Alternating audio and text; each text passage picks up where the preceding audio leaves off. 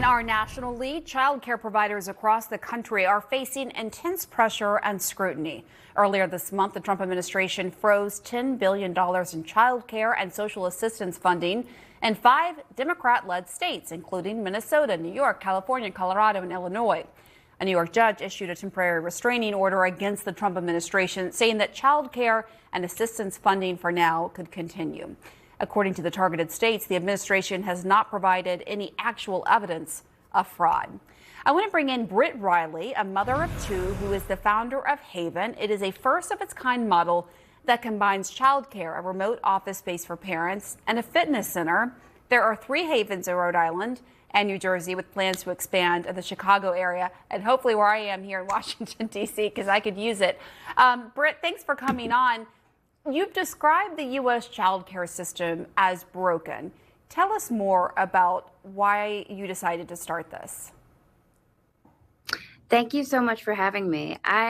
So when I had my own kids, I have 2, I started looking into childcare options, and I realized that childcare over the past 30, 40 years really hadn't evolved with the needs of the workforce. And so I definitely lost some sleep over the idea that, well, the cost of childcare is very much so centered around the wages which we pay our teams, which they're so, well deserving of.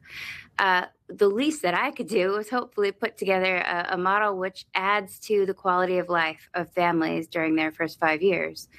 So that's how I came up with the idea for Haven, which it's fully licensed childcare as well as workspace and fitness for all the parents. And it's been absolutely fantastic to see it grow over the past 7 years. Yeah, tell us more about the demand for it and what you're seeing.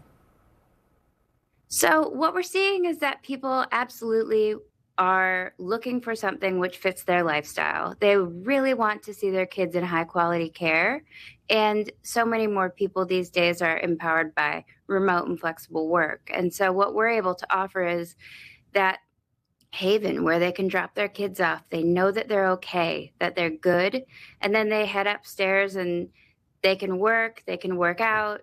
You oftentimes see a bunch of parents standing in front of a window with a cup of coffee, watching their kids play, and then they can really be very productive. So this is an answer to, a need that has been, I think building over the past few decades. And I can't tell you how powerful the feeling of giving people tours through a Haven Club is when they realize the amount of stress that's going to get lifted off their shoulders. So. Yeah.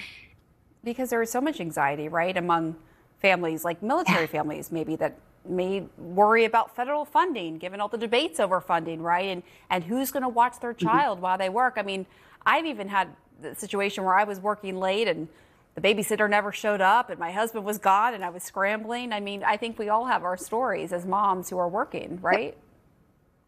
Exactly. And the way that I've always looked at it is childcare is it's not a social problem. It really is economic infrastructure. And these days, the way that you look at childcare is if there were an issue with the electric grid, for example, or funding, then you wouldn't turn it off. You wouldn't turn the whole grid off. And so when I look at childcare and the support for childcare, what I hope that our country is starting to see, and I'm seeing it with lots of CEOs and business leaders, is their employees actually work better if they know that their kids are cared for. And so for us, what we try and do is just provide that environment, which helps them. And so it really is economic infrastructure. And the more that it's bolstered, the more it's going to perform and the better families are going to thrive. I just think about those childcare workers. It's a tough job. And, they just get paid so little overall, right? When you look at daycare centers across the country, it's just, it's so unfortunate given the need. Exactly. And so that's why it's really imperative that public-private partnerships start to kind of help to bolster the industry, because the high cost of childcare really only boils down to childcare providers want to pay their teams as much as they can, because the people who take care of our kids are people who were born with this kind of innate calling to take care of other people's babies. And I think that's as valued to me as a brain surgeon or a frontline worker. I mean, they are doing such critical work during the first 5 years when 80% of brain development is taking place. And so the least we can do is put them on that pedestal that they deserve to be on. And I think it's going to be a group effort to be able to start to compensate them in a way which, they really deserve. I could not agree with